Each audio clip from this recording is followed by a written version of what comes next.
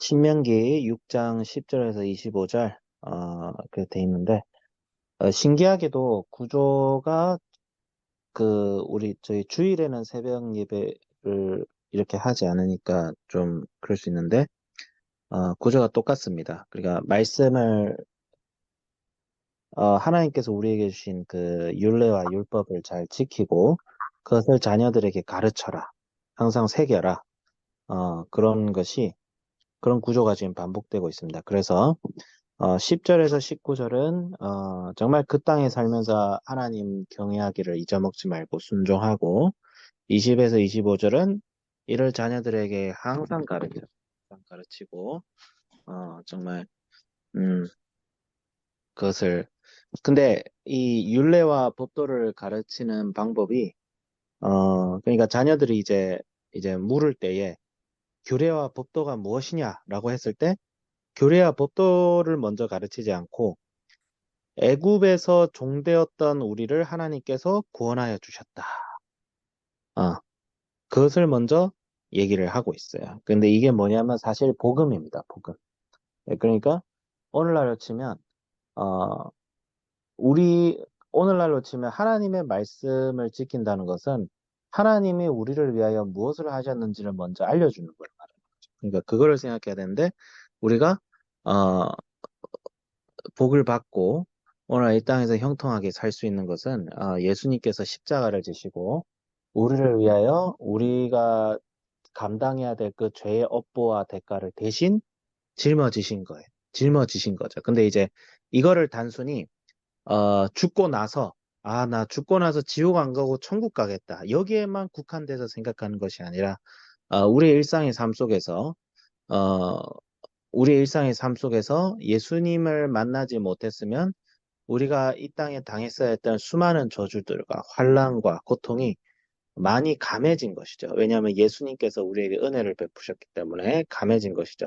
그래서 어 많은 분들이 이제 특히 이제 지금 지금 이제 좀 교회를 지금 요즘 세대는 다니지 않잖아요. 저희 세대는 잘 다니지 않는데 교회를 다니지 않는 그러니까 예수님에 대한 신앙에 헌신적이지 못하는 가장 큰 목적이 예수님 믿으면 고난받을까 봐, 예수님 믿으면 인생이 고통스러울까 봐 교회를 잘 다니지 못하는 그런 이유도 어느 정도 존재합니다. 근데 어 진짜 사실 곰곰이 더 관찰을 해보면 예수님을 믿었을 때의 고난보다 예수님 없이 살 때의 고난이 더 큽니다. 그거는 고난이 아니죠. 저주죠, 저주. 예. 그게 훨씬 더 큽니다. 예수님 안 믿고 마음대로 살면 평안하게 살 수 있다, 그냥 행복하게 살 수 있다, 그냥 잘 나갈 수 있다. 그게 엄청난 이 엄청난 착각이에요. 그게 마귀가 주는 엄청난 착각인데 이 착각을 심지어 예수님이 열심히 믿는 사람들도 이런 착각을 하고 있어요. 예. 어디 가서 이제 볼 때마다 이제 느끼는 거지만 예수님 잘 믿는 사람들이라고 생각하시는 분들이 뭐라고 하냐면 난 이 세상의 복락을 포기하고 예수님과 고난을 당하겠다. 이런 식으로 이제 얘기를 해요. 그 고백이 틀린 건 아닙니다. 모세도 그런, 어, 고백을 했고, 그래, 하지만, 중요한 건 뭐냐면 이것이 너무 착각이 돼서 마치 예수님과 믿는 삶은 그냥 뭐, 이제부터 그냥, 만족도 없고, 그냥 괴로움 뿐인 삶이지만 나는 따르겠다. 그것이 아니라는 거죠. 예.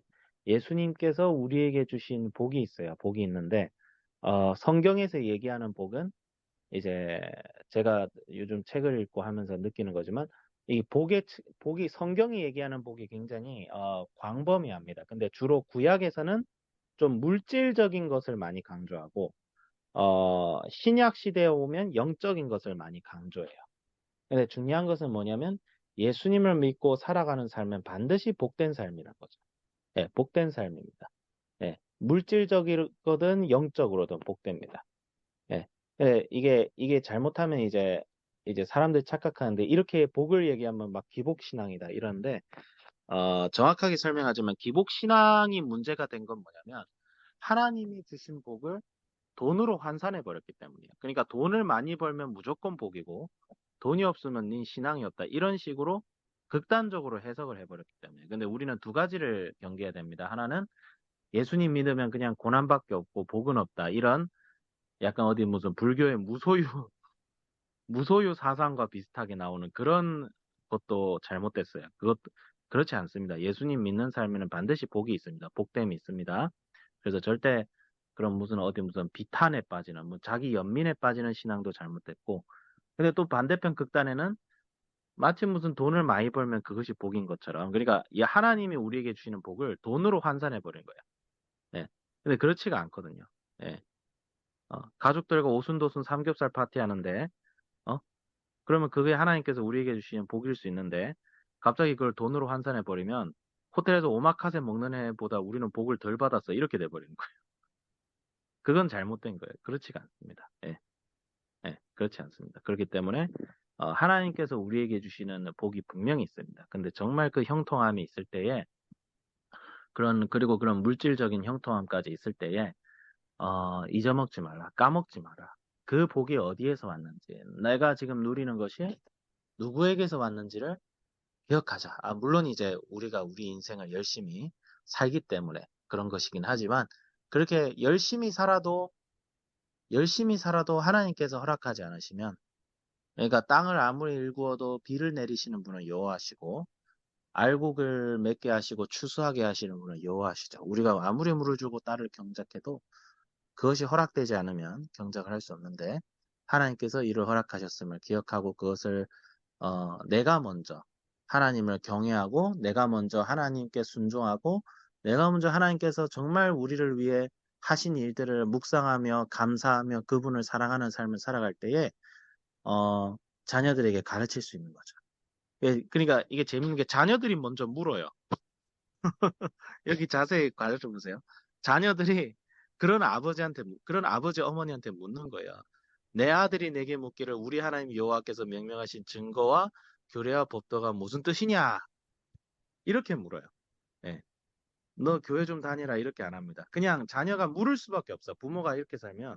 그러니까 말씀을 지키는 삶을 살고 정말 하나님 앞에서 복을 받고, 그러니까 하나님 앞에 제대로 이게 서 있는 분들의 특징이 제가 그렇다는 거 아니에요. 저도 그렇게 되어지길 원하는 사람인데, 정말 일을 하면 다 됩니다. 형통해요. 신기하게도 어? 저게 될까 싶은데 됩니다. 그러면 이제 사람들이 물을 수밖에 없어요. 어, 도대체 하나님이 어떤 분이길래 그러십니까? 이러면 그냥 가르치는 거예요. 그 자녀들이 이제 부모가 이렇게 사니까 부모에게 물을 수밖에 없는 게, 도대체 하나님께서 뭘 우리에게 얘기하시길래 규례가 뭡니까? 그런데 이 부모가 먼저 뭘 얘기해요? 출애굽을 먼저 얘기합니다. 우리 하나님께서 우리에게 이렇게 하셨단다. 어. 우리 하나님이 없었으면 우리 여전히 저 애굽 땅에서 종살이하면서, 세상에 종살이하면서, 이 세상의 사탄의 악한 권세, 이 세상의 악한 구조 속에서 우리가 종살이하면서 살았을 텐데, 예수님 때문에 우리가 이렇게 자유하게 되었다.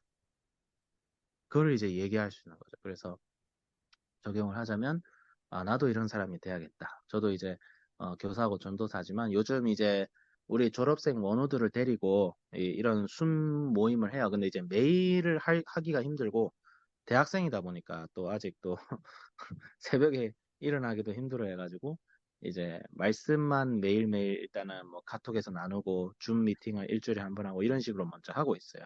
하고 있는데, 할 때마다 느끼지만 애들이 이게 몇 명이 얘기하는 게, 이걸 이제 졸업하고 이제 대학에 갔더니 말씀과 기도가 생각보다 잘 안 된다는 거예요. 예, 거기 가가지고 잘 안 되는데 이렇게 줌하고 모여서 하니까 좀 도전도 되고 좋다는 거예요. 근데 제가 느낀 것은, 정말 내가 믿음과 말씀의 삶을 살면서 이 말씀을 정말 잘 가르칠 수 있는 사람이 돼야겠다. 근데 이 잘 가르치는 것은 절대 뭔가 말을 잘하고 지식이 많고 그것도 필요하지만, 삶이다, 삶. 네. 삶으로 내가 그런, 정말 저분은 예수님 아니면 진짜 다른 거 강조를 안 하는 거야. 예수님에 미친 사람이구나. 근데 정말 복이 있는 사람이구나. 그런 모습이 제가 삶으로 먼저 보여주는 사람이 되어져야 정말 이것이, 어, 전달이 되겠구나. 후세대에. 그런 생각을 하면서 저를 다시 이 말씀을 통해 점검하게 되었습니다.